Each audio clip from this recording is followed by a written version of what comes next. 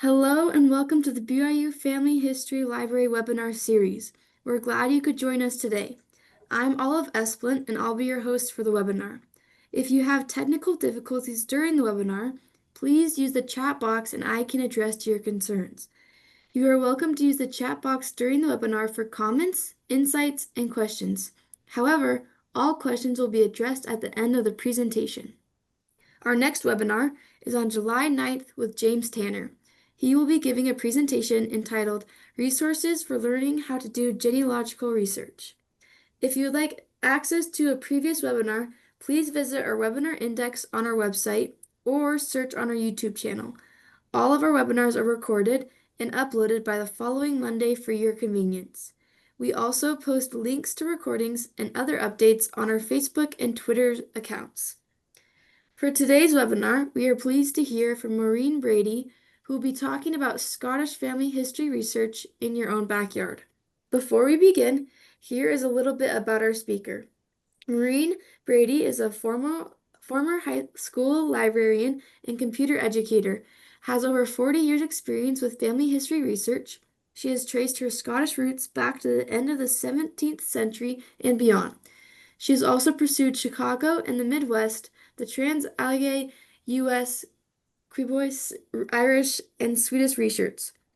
Maureen has numerous presentations to genealogical societies, libraries, conferences, and workshops throughout the U.S., as well as presenting for the Brigham Young University Library Family History webinar series.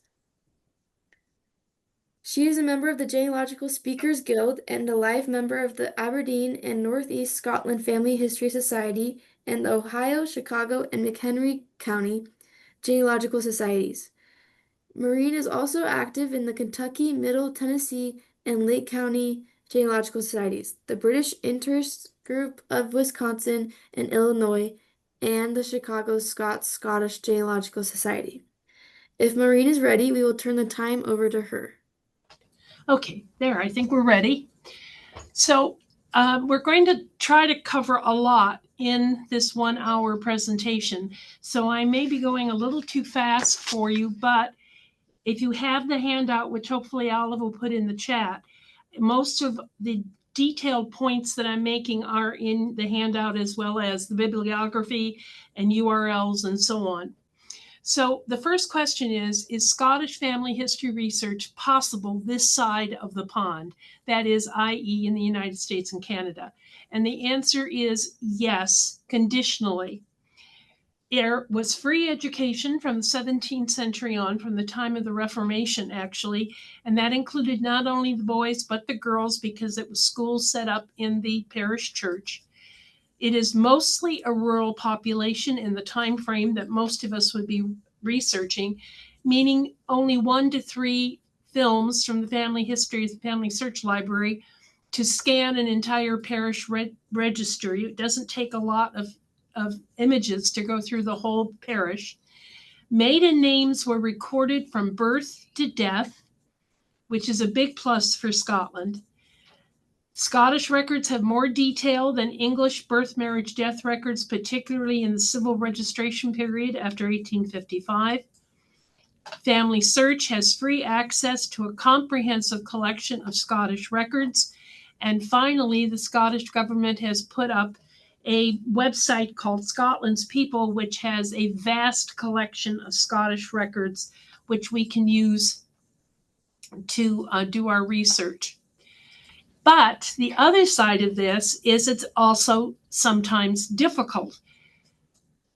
There are common surnames and naming patterns, very, very common surnames and extremely common naming patterns. We'll talk about both in a little bit. There are not too many records for the pre-1750 period, except in the Glasgow, Edinburgh areas, and possibly Dundee. But once you get out into the rural areas, the further back you go from 1750, the fewer records you're going to find, and you're going to need to rely on something other than church records. There are privacy rules in Scotland, so census and births are not released to the public until 100 years have passed. Marriages are 75 years and deaths are 50 years. You can still order them as certified copies, but to see them online, you have these rules. The established church, that is the Church of Scotland, i.e. Presbyterian, not everyone belonged to that church, and so there is much nonconformity, and we'll talk about that in a bit. And then we have rural versus city records being much more complete. So let's first think about things you should know before you even get started on your research. And the first thing is the geography and history of the area. So here is a topographic depiction of Scotland. The white line down here is the border with England.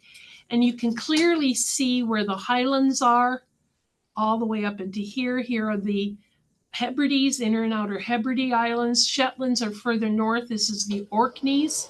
Norway is very, very close to this area of Scotland. The closest train station is Bergen, Norway.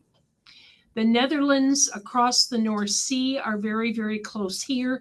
So there was a lot of trading, especially along this sea coast with the Netherlands. And so there are some major Dutch settlements in this area.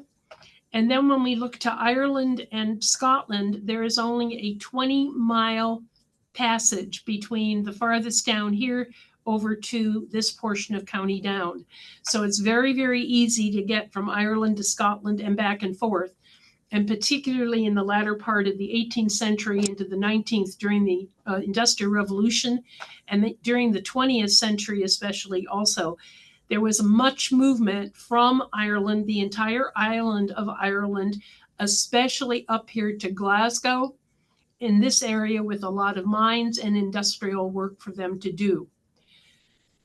There's another thing to the geography. You need to understand that the Scottish records, whether they are church records or they are civil registration after 1855, before 1890 were established on a parish within a county basis. So in Scotland's case, you can almost equate the county with the idea of the organization we have for states. And within then Scotland, we have this series of counties, each of these different colors. And before 1890, there were some oddities. For instance, this is the county of Banffshire. So I'll review here a little bit. You can clearly see the brown areas, the dark brown areas, that would be considered the Highlands. There is also a range of mountains down here, lowlands really, they're low mountains. This is your mining area. And then in the middle we have the belt, as I call it. This is where Edinburgh is, Glasgow is over here, and this is where Dundee is, and Aberdeen is up here, your four major cities. Shetlands are off the map to the north. Here's Norway, then the Netherlands, and as I was talking about, here's that Irish only 20-mile gap. So you can see here, this number 7, the red one, this is Banffshire. But before 1890, there were these two little pockets of Banffshire over here, and this relates back to medieval time and actually before that, when these parishes were set up in a slightly different way. So before 1890, even though you're all the way over here on the coast, if you were in St. Fergus, then you're actually part of Banffshire. And you can see that number 5 has a pocket out here and so forth. This is very, very common, and you have to really look at your boundaries. One of the parishes that my family is in is Kearney, and it is along the border between Banffshire and Aberdeenshire, and Cabrick, and half of the parish is in Banffshire and half of it is in Aberdeenshire. But when you look in the indexes, they are usually before 1890, they are classified as being in Aberdeenshire, even when it said Banff on the record. And after 1890, they're classified as Banffshire. So these are just little nuances that you have to be aware of so that if suddenly you can't find your parish, try the neighboring county. It may have been switched for political reasons or whatever. All right. To give you an example of how that works, in the 20th century, then we also had name changes. So the county of Edinburgh became Midlothian, Elgin became Murray, Forfar became Angus, and so forth. So when we're talking 19th century, you're going to be looking for these names for the counties. But in the 20th century, you're going to be using these names for the counties. 20th century, I was showing that these were the names of the counties in the 19th century, and they were changed to these names in the 20th. So you need to be aware of that. You're following somebody, you get them in the 1891 census, and for example, they're living in the county of Forfar. And then when it comes to 1901, you're going to have to start looking for them in Angus records. Family Search has it in both ways. The catalog, it's cross-referenced, but Ancestry does not. They use the 20th century names. Okay. Oops, I guess I'm going to have to do it this way. All right. Do you see Aberdeenshire? Yes. Okay. So as an example, the county of Aberdeenshire, before 16th of May, 1975, it was called the County of Aberdeen, with some boundary changes between it and Banff, but it was still the County of Aberdeen. Then in 1975, the British government decided to do away with counties, and they established everything into districts. So in May of 75, we no longer have a County of Aberdeen, we now have Grampian District, and that included Murray, Banff, Aberdeen, and Kincardine. Now, I'm pointing this out because when you're on Family Search and you're looking especially in the trees or in the hints, you may see something designated as Grampian District when in fact it's something in the 19th century and it's actually the County of Aberdeen. Both options are given as a choice in a drop-down list of place names. And sometimes people are not aware of the dates that they have to be looking carefully at. And so they'll choose Grampian when in fact it was the County of Aberdeen. And I know I'm confusing you totally. I'm just trying to make sure you understand that sometimes it's another name that you aren't expecting. In the case of Aberdeen, it's Grampian. And then in 1996, it goes back to Aberdeen City and Aberdeenshire. And this is a major county change with very large boundaries. So now the County of Aberdeen includes not just Kincardine, but all the way over to parts of Murray and Banff and so on. It's a very large county now. All of this just means be aware of what you're trying, where your places are in time, but also what they may have become. So you start looking at other options when you can't find what you want. Then we go to some important dates, and these are in your handout, so you do not need to worry about this. And I apologize for the format. I'm using a different program to open this, and it does some weird things. So some important dates. The Reformation in Scotland, as it was in all of the British Isles, was around 1560. When the Church of Scotland was established and splitting off from the Roman Catholic Church. That does not mean everybody became Protestant, especially in the Highlands, all the way out to the islands on the west. There are still a lot of Catholic parishes even till today. And in the time frame of the 17th and 18th century, we still have a lot of Catholic churches out that way that were very large. In the 1690s, we have our first real lists of people that have some indication of where they lived.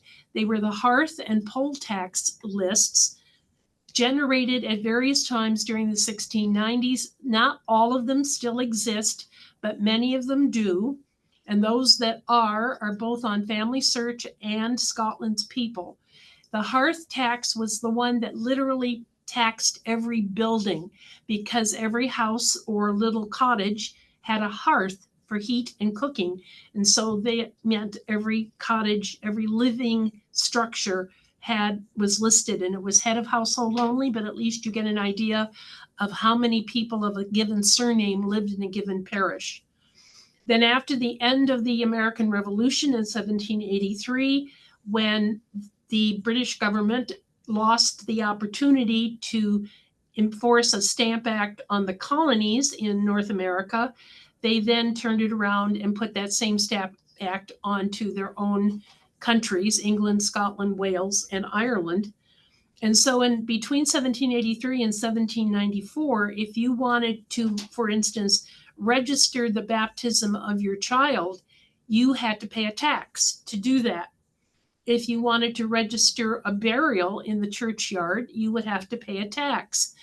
And consequently, in that 11-year period, many of the church registers lack information.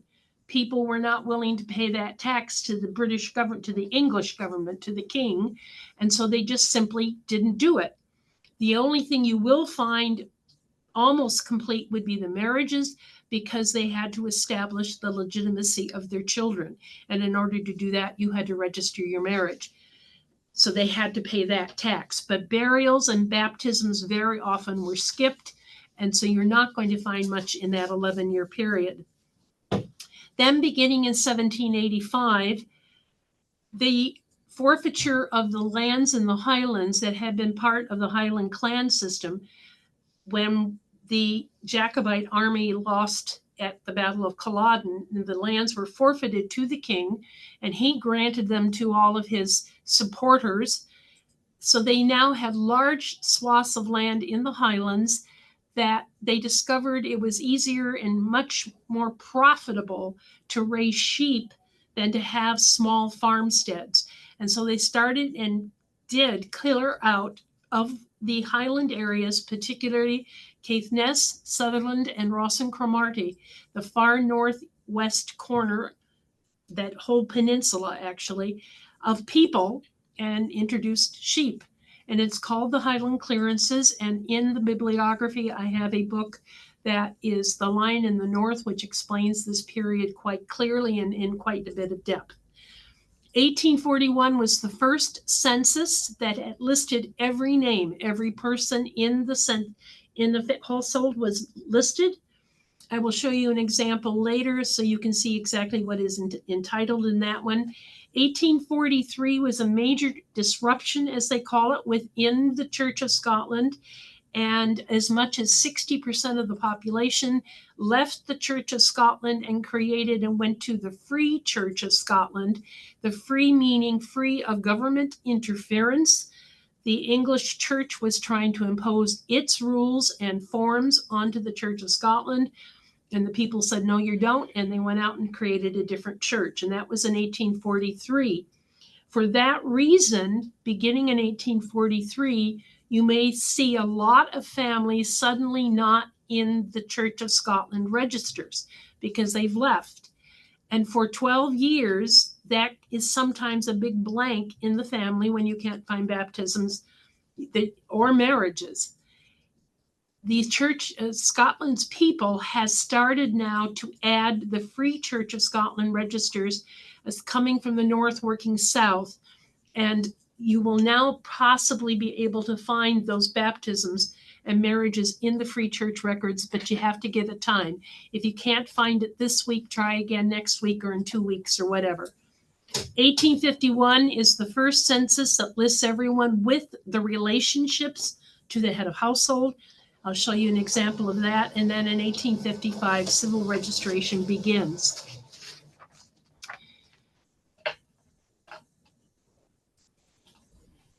When we talk about language, it is an English-speaking country, but it is, this is a little bit slower, but these are all words that you're going to commonly hear in day-to-day conversation in Scotland. Even in Glasgow and Edinburgh and all of those, these are words that everybody uses in their usual everyday. Now, this is not necessarily how school children and school assignments would be written. This is your daily speaking. And I'm pointing this out because think about in the time frame of most of our research, you would go to a registrar's office or to the church clerk's office and you want to register a birth, marriage, or death, or you have a census taker at your front door and you're talking, answering questions. You're not writing the answers. You're doing it in the vernacular. And the person who's listening to you may or may not be aware of what you're actually saying. So misspellings are entirely possible, even totally misunderstandings. You have to think about that when you can't find somebody. You have to get really creative to work around the fact that the questions and answers were given orally. Here's an example of an actual letter. This is from my great great great grandfather, written in 1855 to his brother. And you can see he's writing in English, but his spelling isn't always perfect by our standards. He's using nicknames for places. Fogey Loan is actually the town of Abercurder. His grammar isn't the best and so forth. He doesn't necessarily use capital letters when he should and so on. But it is an English letter. With a little bit of effort, you can actually read this and it begins to make sense. So this could be the kind of entry you're going to find in a church register. It might be a little more correct because it would be usually a college educated person writing it down. But I just wanted you to see it really is English, but with a little bit of effort. Now, if you're further west, out in the Western Highlands and especially the islands, they still speak Gaelic. And this one I can pronounce. It's Scian, which means black knife, and it's commonly used all over the country because it is part of the national dress when the men are wearing their kilts. And this one is in Gaelic, will you come back again? Typically a question when someone is leaving your home after a visit. So there are people still who speak Gaelic. It is coming back. It has a revival going on. So you might see mixtures of English and Gaelic, especially as you go out to the Western Islands. And then we have Old Scots tongue, which is the period of the 18th century and late 16th. This is a part of the poem To a Haggis by Robert Burns. And this is vernacular writing. This is not his attempt at something. This is actually how they spoke to each other. I will not try to translate or read it, but you can see how different it is, and yet it's still in quote unquote English. And then in the far northeast, up in Aberdeenshire and Banffshire, in that area, there is a language called Doric. It is recognized as the fourth official language of Scotland now. It is taught in the schools in the northeast, and it looks like this when you write it, without the accent, because I'm not that great with it, but I dinna ken what you're ging unubut. I don't know what you're talking about. That's how it translates. But this is the type of, again, common community communication within the towns of the Northeast. And the kids speak this at home. They write their homework this way. There are records in church registers where the recorder recorded it this way in the Northeast, sorry. So if you have family in that northeast part of Scotland, you're going to have to become somewhat familiar with the Doric. Now let's take a look at naming patterns and equivalents. The name Macintosh, usually spelled as you see it in red, but commonly can be spelled in any of the four I've included on this chart. And even more than this is within my own family. And there is even one branch of the family that took the Mick in off completely and became the Tosh family, which is carried on down now for 4 generations.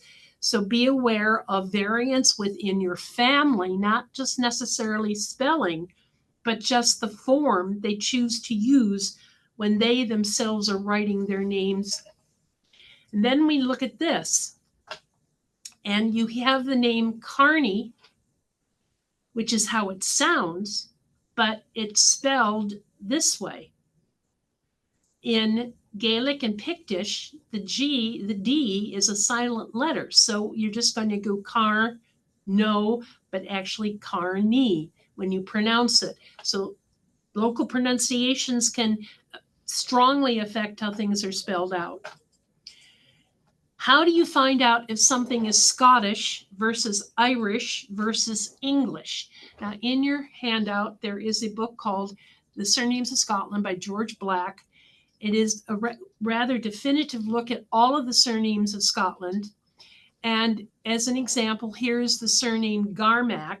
And he went back into the medieval records, the old manuscripts, and identified every occurrence of these surnames and the different spellings. So you can see here's one variant here, here's another variant here. And he tells you that this Thomas Garmack was minister of 3 parishes. Now, he's assuming you know where those 3 parishes are without telling you. So I picked the one Tarvis. And then if you go to another book in the bibliography, Groom's Ordnance Gazetteer of Scotland, this is a digital book on family search in their digital library under books. And you find out that Tarvis is in Aberdeenshire. So you find out that Garmack is a localized name within this portion of Aberdeenshire with these other boundary parishes included. So it helps you perhaps identify where your family is from much more specifically than, say, a clan map would. And then we take a look at naming patterns. Now, this isn't exclusive, but I would venture to say that 50 to 60% of the families probably used this format for naming patterns. It is in your handout, so you do not need to quickly write it down. And it's always starting on the sons, it's always starting on the paternal side. With the daughters, it always starts on the maternal side. And then you see how it goes down from there. Also, in your handout, I've given you a chart of some naming equivalents that I've put together. They aren't exclusive, but it is the most common forms I have found when I've been working on my records. The next thing is they also have this custom. It's more of a custom, a cultural custom, that until the 20th century, and even in the 20th century, children were not given a second given name. They just had one given name, unless they were named after someone. And it would be a very specific someone. So you have examples here. You can see that the grandmother is Eliza Hope, and then her granddaughter, and then the great granddaughter. And you can see how this one is named after her, and this one is named after her, and so on. When you find these middle names, it is not necessarily a family member. It could very well be a very close friend. And in my case, one of mine is because the baby was being baptized by the minister, it was the minister's first baptism. And so the child was named after that minister. So don't necessarily assume that these mean these are family names. They very well could be, and you should follow up on that possibility, but that doesn't mean 100% of the time they are. But any middle names are worth exploring and investigating. So the other thing is, within the context of what you need to know, Scotland has a very strong network of family history societies, and they have periodicals, either newsletters or quarterlies, that they produce that are chock full of information and background stories for the area that you might be working on. And the other thing is that some of them actually have their own databases that nobody else has. It's just that particular society that did the work, and they put it up on their website. And so here, for instance, from the Aberdeen and Northeast Scotland Family History Society, just some examples of things that they've indexed, that if you are a member, you have access to these various databases. It is well worth the cost to join one in the area where you're researching. And the other side of this is, once you're a member, often they will go out to cemeteries for you. They certainly will do some queries for you without extra charge, and so on. The best place to find it is the Scottish Association of Family History Societies. It is a separate group, an umbrella group of all of them. You go to their website and you can find the list and then figure out which one you would be part of. Taking a look at the bibliography, I would like you to be aware of two particular sets. One is Dobson. There are several Dobson books listed, and these are only three. He's written about 100 now, maybe possibly more than that. And this is what his entries look like. So this is from Scots in New England, 1623 to 1873. That's the particular book. And here's two entries. Richard Jackson was a prisoner of war transported to New England on the John and Sarah of London in November 1651. Robert Jackson was from Dunbar, East Lothian, as a member of the Scots Charitable Society of Boston in 1746. And then he gives the exact reference to where he found this information. And in the beginning of the book, it lists all of these, so you then can follow up to find the original record. As I said, he's done about 100 books, and a good 50 to 60 of them are about Scottish immigrants and settlers, and well worth looking at. A goodly number of them are on Ancestry as in digital format. The other book I want you to be aware of is Albion Seed. This is a book that was written in the 1990s by David Fisher, and he was attempting to look at the cultural patterns that the four original founding British groups of our colonies exhibited and established here in North America, and how that has come down through to the 21st century. It is a fascinating book. It is easy to read, and I've recommended it to everyone, and they've all agreed with me after they've read it that it was well worth the read. Many libraries have this, and some are actually available in resale on Amazon. Now, let's quickly look at, we've got 20 minutes, so I'm going to go through this very quickly. One other thing in your handout, I've put together a little sample glossary dictionary of words that I encountered in my research that are rather peculiar or unusual to us here in North America. So I thought they would be useful for you to have. And I just wanted you to be aware of those. So now let's take a look at main record sources. And we're going to do a real quick look at these. There's a lot of material in your handout about this, so we're going to do this rather fast. So starting with the Church of Scotland records, or what is more commonly called the Old Parish Registers, or the OPRs. A lot of times an author will say something about the OPRs, or they'll reference it in a guide that you're going to need to use the OPRs. And this is what they're talking about, these Old Parish Registers of the Church of Scotland. They started in the Reformation around 1660 and go all the way up to 1855. But as I noted earlier, before 1750, they're rather sparse. And in some parts of Scotland, you won't find them at all. Only in the larger cities of Glasgow and Edinburgh. So 1750 to 1855 is more likely your time frame. You'll find good records. You might be able to go back earlier in particular parts of the country. They are in English, usually not in the vernacular. And then peculiarly in 1819 and 1853 to 55, there's a section called Neglected Entries. In 1819, in those two time frames, the church decreed or told the ministers that at the end of that year, they were going to close the current register and start a new register book. And so the ministers encouraged families who had not entered, let's say, baptisms, particularly before 1819, during that Stamp Act period, for instance, to come forth in 1819 and get them registered all as a group at that point in time.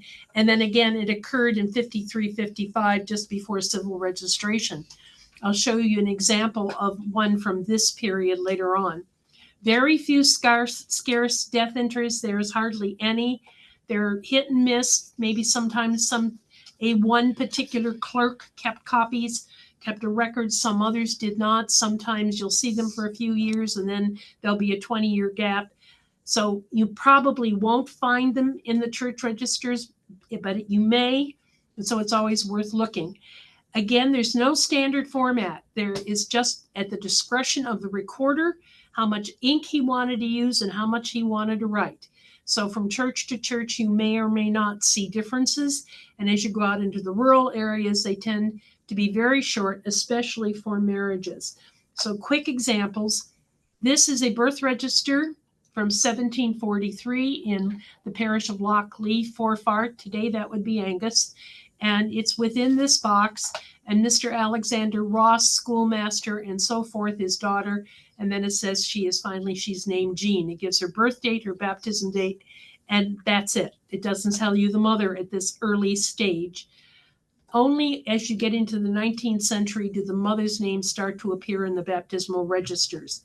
Here is the marriage entry from Old Macar Parish, which is part of the city of Aberdeen. And because it's in a city, this is 1820, it is much larger. It gives you a lot of information here. Not only tells you the name of the bride's father, but where they lived and so on, and where the occupations of the witnesses were. This is a very good marriage entry. But usually in the rural areas, you're going to see this, that Alexander Forsyth living in Forg and Rachel McIntosh living here in Monarch were matrimonially contracted on the February 14th and married this day, the February 20th. And this would have been 1851, I believe. I'm not sure about that. But this is it. It doesn't tell you parents. It doesn't give you any witnesses. It doesn't tell you ages, but it does tell you where they live.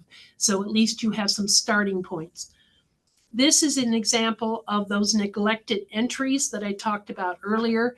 This is 1853 to 55 period, and Alexander and Rachel were members of the Free Church, and many of their children were not baptized. They're in the regular church, so they don't show up in their image in their registers. Then they were also not in the Free Church register. So along comes 1854, and they suddenly all appear now in the Forg Parish Register, the OPR, and here's 4 of the children in a row with the information about their baptism and so forth. This is one of the few burial registers that I've been able to find for my family. This is from 1792, and you'll note that the tax has been paid each time. This is during that Stamp Act period, right at the end of it. Very simple that on January 14th, James Christie, Walk Mill, was buried. End of statement. And here we don't even find out where Helen Johnston lived. There was more than one James Christie, so that's why they included the word that he lived in Walk Mill. But there's only one Helen Johnston, so they don't tell you that. And so forth. So that's an example of the OPRs. Now, Family Search has the indexes and the images to the old parish registers from 1841 to 1875, and then again in the 2 census years of 1881 and 1891. Scotland's People, the Scottish government's official website, has everything available from 1841 all the way up to 1924.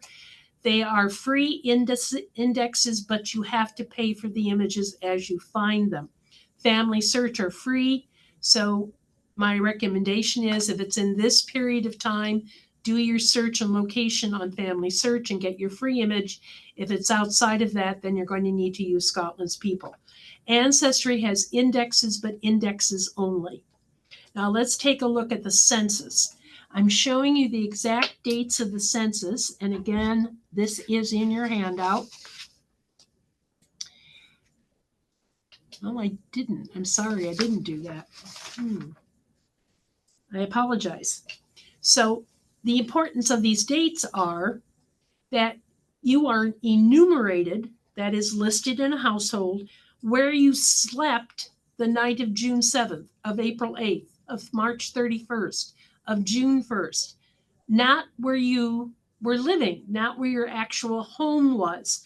It's where you slept. So if there was a family gathering someplace and all the cousins had come in from the various parts of the country and they were all sharing one abode that night, they would all be listed under the head of household of that particular abode, even though that isn't normally where they would have lived. Or let's say that you were the midwife in a village and you were out helping with a birth on that night. So you weren't at home. You weren't listed at home. You were listed with whatever family you were helping. It can mean that, and often does, that you cannot find people where you expect them to be. So you're going to need to get rather creative and start looking farther and farther afield. And for some reason, in my own personal research, the year 1871 is one of the hardest to find people. I don't know if it's spelling or what the deal is. They are often in a different place, though. So here's the first one from 1841 from Marnock. It's very basic. It does give you the name of everyone it gives you the name of the farm or the town, the name of everybody who's there. Sorry. Their approximate ages, and by approximate, I mean if they're over the age of 15, the age was rounded down to the nearest 5. So it says 40, but that means Margaret Harper is between 40 and 44 years of age. We have a 13 and a 9 and a 5. James McIntosh is old enough now that they're going to give his exact age because he's now that much a senior. But here we have Jane Christie, and she's 20 to 24. Alexander McIntosh is 60 to 64. Hopefully you catch on to what that means. No relationships. They usually only give an occupation for the ones who are actually earning money. That's usually the men. Excuse me. And over here in this column, you're going to see Y's and N's. And the question is, was this person born in this county? So since this is Banffshire, that means that everybody here was born in Banffshire. Not necessarily Marnock, but yes, within that county. This is the only year that they only give this limited amount of information. Now, if you look at, I'm going to jump to 61, but 51 would look the same, 71 and so on. So we again have the name of the farm. We have everyone individually listed here as their relationships. We have marital status here for the adults, presumably exact age, their occupation. And here's one of the bonuses of Scottish research as compared to English. Not only does it tell us what county they were born in, but the particular parish they were born in. Usually this is correct. I have seen some that are not, but most of the time this would be correct. And so you would know, for instance, if you were looking for Anne Forsyth's baptism, you would go to the parish of Fork. And if you were looking up here for the mother, for Rachel, you would, or for the father rather, you would need to go to the Octorlist listings and so on. This is common from 51, 61, 71, etc. Now, availability of the census, Family Search has them from 41 to 91 indexed and imaged. Ancestry is indexed only, but it goes to 1901. And Scotland's People is 41 to 21. Indexes are free, the images you pay for. And 1921 is the last one that has been released because there is a 100-year privacy law in Scotland. We will not get the 1931 census until 2032. Now, statuary registration started in January 1st, 1855. Much more detail than the English. We're going to pop down here. For instance, this is a marriage record and the typical marriage information. But the plus here for Scotland is we get the names of the parents, including the mother's maiden name. That's what MS means, maiden surname, Milne, and the date and place of the parents' marriage. This is a birth certificate, rather. Sorry. So yes, the name of the child is back here, the place, and all of that, usual. But we also get this detail about the parents on a child's birth registration, and this continues up until today, started in 1855. If you look at a marriage registration for both bride and groom, full parentage here, and you'll note for Jane Milne, maiden surname Duncan, that she is deceased. Usually, if the parent has died, it is noted on these certificates.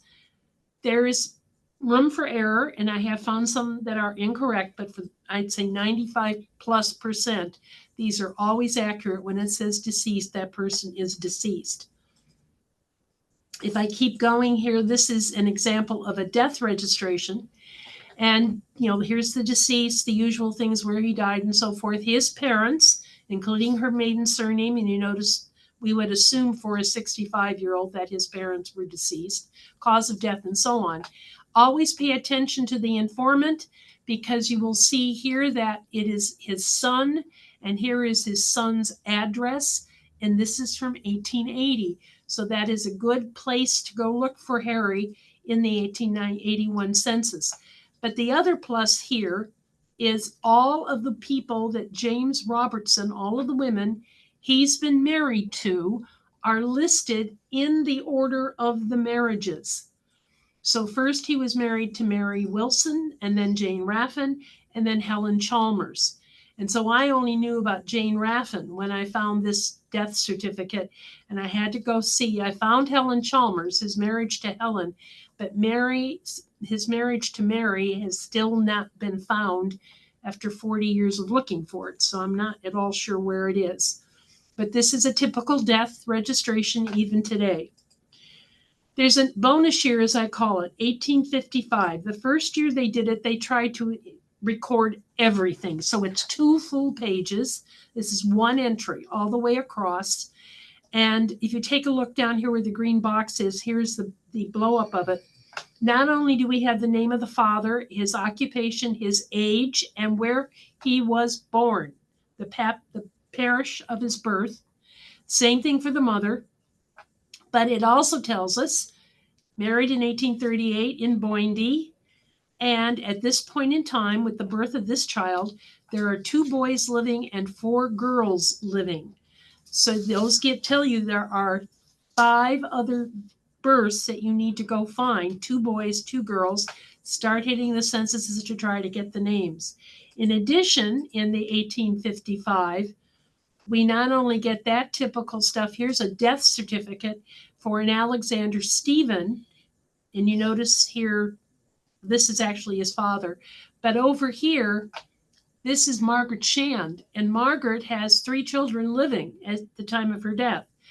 4-year-old William, 2-year-old John, and 9-month-old George. This immediately then points you to go back to the church registers and try and find their baptisms and so forth. So you get a much better picture of the families in that bonus year of 1855. And if you find any member of your family whose event, birth, marriage, or death occurred in 1855, be sure you check that certificate. Availability, again on Family Search, the same years I had given you for the births. Ancestry has some indexes. They're not covering the whole expanse. It kind of is a hop, skip kind of thing. Scotland certainly has them all. And 24 is the last birth. Now, these are meaning online. They are all available to be ordered all the way up to 2 years ago. But in terms of seeing digital copies, it's 100 years, 75 years, and 50 years. Now, I've got like 5 minutes or so.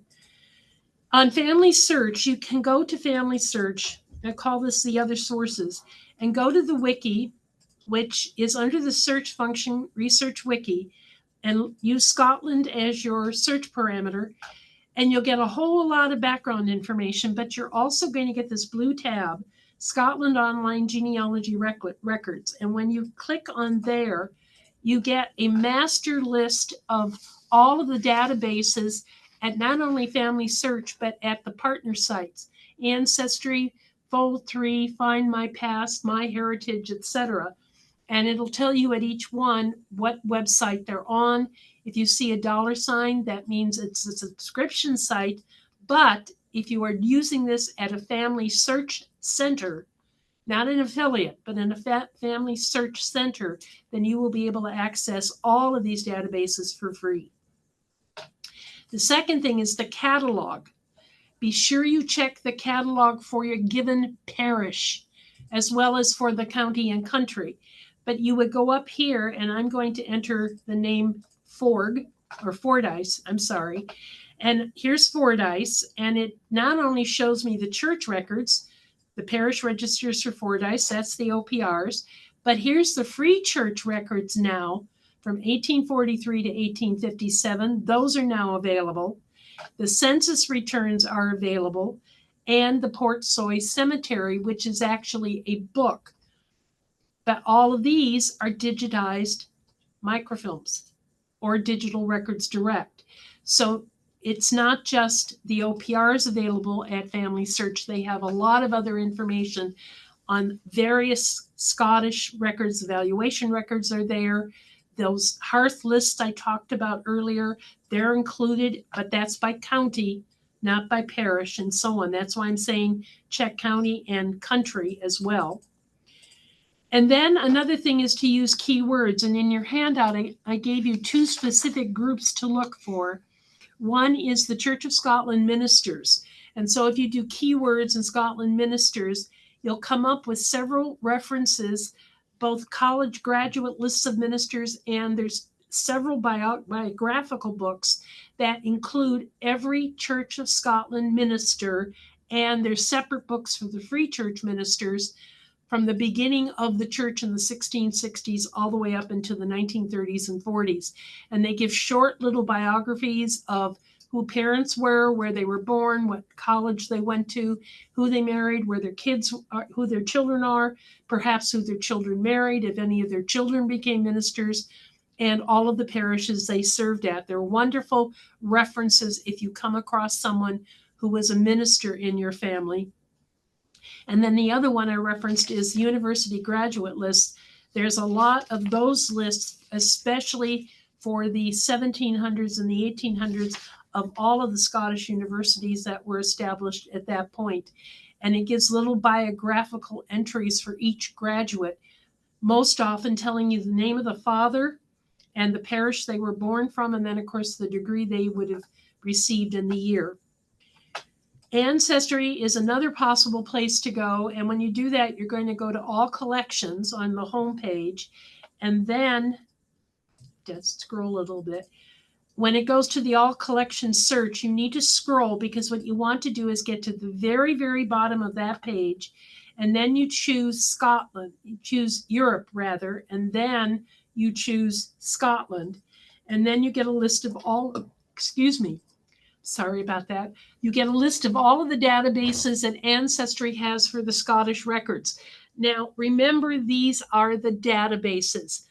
Ancestry does not have the rights to any of the images. You have to go to either Family Search or Scotland's People to get to the images, but at least these are the databases to a lot of the material.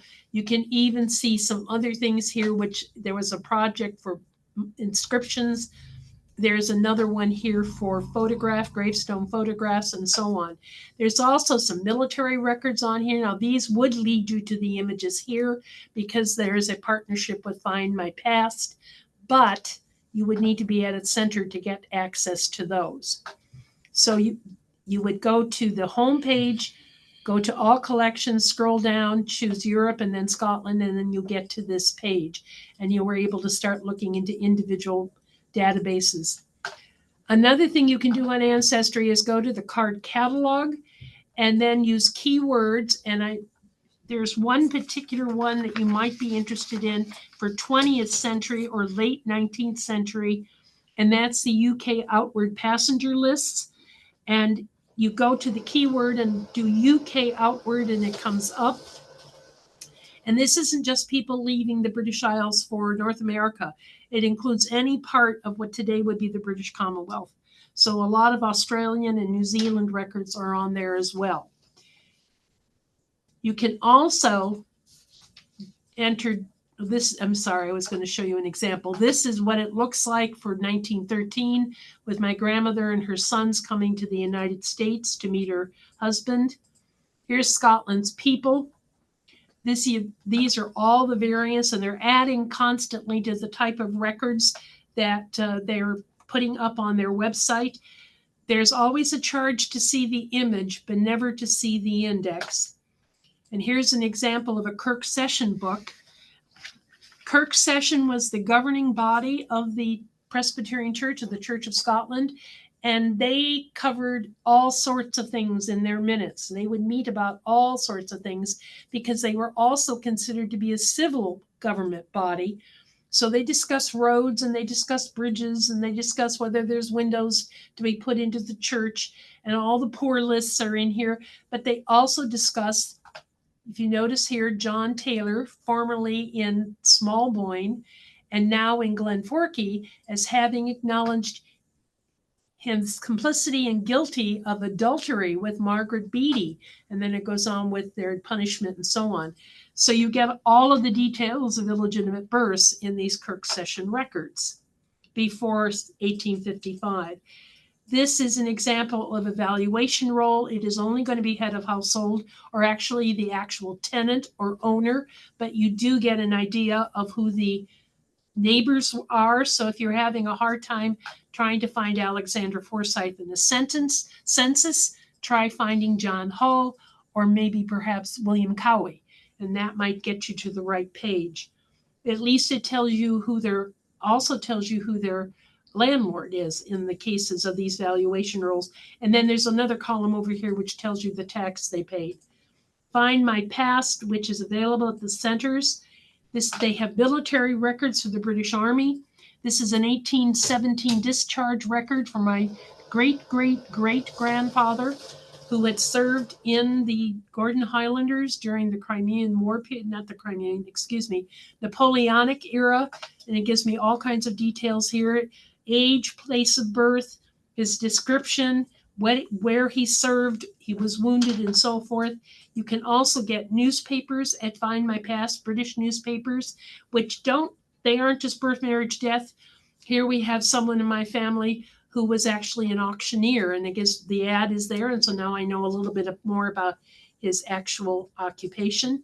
And then the last one in terms of online is the Statistical Account of Scotland. They did it in 1790s and again in the 1840s. You would want to look at both of them. These are all digital, online for free. And here's an example of one parish, and it tells you about how it was established, where it is, talks about the economy, what the land is like, what they raise, where the churches are, where the schools are, and so forth and so forth and so on. So it gives you a good background, the statistical account of what that parish was like, the social part of that parish. And it doesn't have people in it, but it tells you what it was, daily life would have been like there. And then finally, two sources for burial information. Deceased Online is strictly for the British Isles. It's UK burials and cremations. There is a fee to use it. And once you get in it, you would look up, you can do the index for free.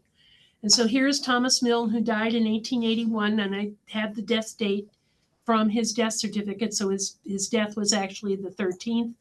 But here's a register of his birth, and I have three options, and you can see the charges. And if I go to grave details, this is the one that really is helpful, because in Scotland, they bury as many as 6 people deep in a single grave. And in this case, because it's a large city cemetery, there are 2 records for each burial. One is a chronological list of the burials, and the other one is a lair book, as they would call it, who's buried in a given grave. But here's the person I was looking up on this particular case, was Sarah John Hunter, William Hunter's wife. And I found that she died or is buried in October of 63. But with her, starting in 1850 and all the way up to 1901, are all these other people buried in that same grave. So I can take these burial dates, go to the death registers, and from that determine parents and spouses and start to put together a family. This is Sarah, my 3rd great grandmother, her daughter Anne, her other daughter Mary, who married a Greg. Fanny Banachie is one of her granddaughters, Gillander. Jesse Shanks have not been able to figure out yet. Here's David, a grandson. Here's another Banachie child, and so on. You can put together entire family groups from these burial lair books. And then finally, this is what the register would look. This is the chronological register. And down here we have Mary Hunter Gregg. This is her full, she has the middle name Hunter. good clue here. And she's Greg, and there's the amount they paid for the burial. And then we have find a grave, and this is an example of what these stones, when they have stones, they often will do this. So we not only have James Morrison, we have his wife, his son James, his son Alexander, and his grandson James Barkley, all on this one stone in this one grave. So that's what I'm talking about with the Lair books. So yes, you can do it. And we have just about on 7 o'clock. I apologize for the technical errors. And I'm going to give this back to Olive now. Thank you so much for joining us today. We hope you will join us for our next webinar on July 9th with James Tanner about resources for learning how to do genealogical research. A recording of this webinar will be made available by next week. You can view that on our YouTube channel or our website. If you have any comments or questions, you can always email us at fh_webinars@byu.edu or follow Facebook and Twitter. Thank you and have a wonderful week. Goodbye, everyone.